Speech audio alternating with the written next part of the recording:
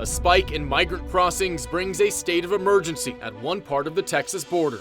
So in less than 24 hours, we got the soldiers here on the ground and executing a mission at the border, securing an illegal crossing site. The city's call for help and how the courts and Congress may respond. New questions about the delayed response to the mass shooting in Uvalde. This time, the focus is on medical teams, the failures that may have kept some victims from getting life-saving care. One lawmaker looks to take a hard line to protect teens and children online. We're on the cusp of really determining and figuring out that social media has had dire results for our children. We'll look at what's behind a bill to ban Texas teens from social media. Produced from the Capitol in Austin and airing statewide, this is the award-winning State of Texas. Hello and thank you for joining us. I'm Monica Madden. I'm Ryan Chandler. Cities along the border are preparing for a new surge of migrant crossings as Title 42 restrictions could come to an end soon. Right now, Title 42 lets the federal government turn away many asylum seekers. It's a policy aimed at preventing the spread of communicable diseases and was instated during the COVID-19 pandemic. But even with that policy still in place, the number of asylum seekers in El Paso is already hitting a crisis level. Last weekend, that led El Paso's mayor to declare a state of emergency. And under that, El Paso city leaders called on the state for help with more resources, including law enforcement and transportation, to take those migrants to other cities. We asked for support in staffing for both feeding and housing of migrants and those needing shelter. The difficulty with outside of a declaration that we were told is they couldn't provide services they weren't already funding until we had that declaration. And help came quickly to secure one spot where large groups of people were crossing illegally into El Paso. The state deployed Texas National Guard members on Tuesday, and more than 400 soldiers arrived within 24 hours. Guard members set up razor wire to close off a gap in the border fence that had become a busy crossing point for migrants to wade across the Rio Grande. The move sealed off this location as an option for asylum seekers to reach immigration officials.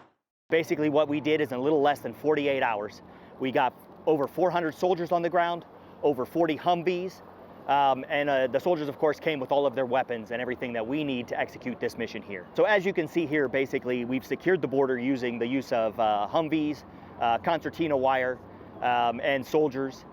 Basically, what we're doing here is we're basically just redirecting the migrants to the only legal port of entry.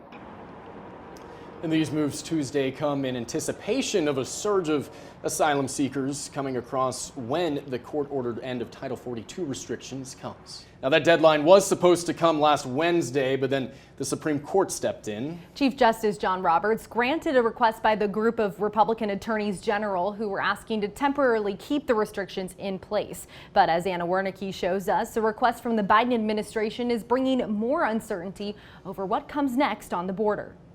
Migrants gathered at the U.S.-Mexico border on Tuesday, waiting for the pandemic public health policy known as Title 42 to expire, only to find out they will have to wait a little longer.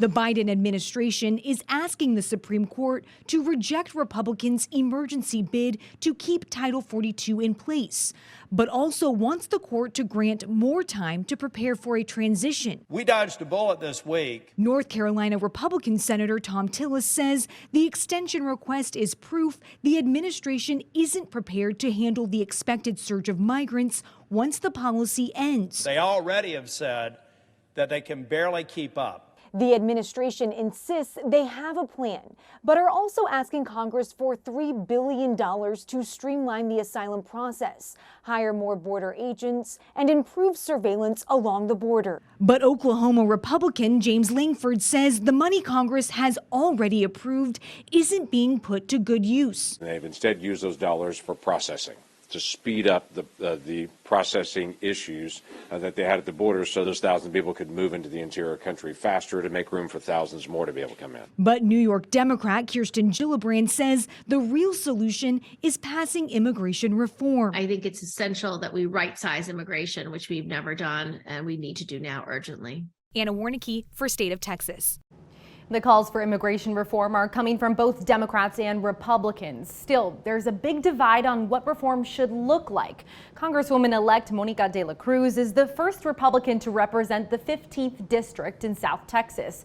She says she wants to work on bipartisan solutions when she takes office next month. But at an event in McAllen, de la Cruz focused on Republican ideas for reform. First, we have to secure our borders. We've got to have the Remain in Mexico policy back into place. We need to stop the catch and release program. And Title 42 needs to remain in place until we can get some of these legislative decisions made.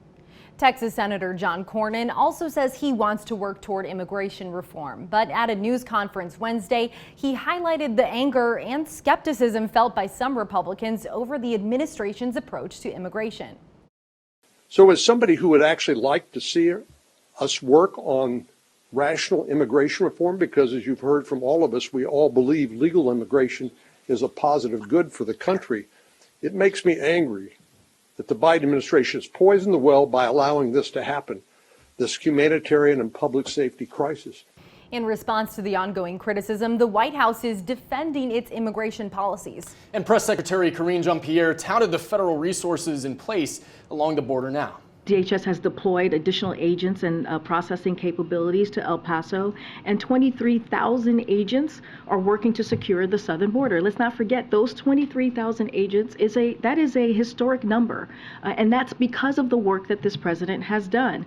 And so that's the most ever that we've ever seen doing this work.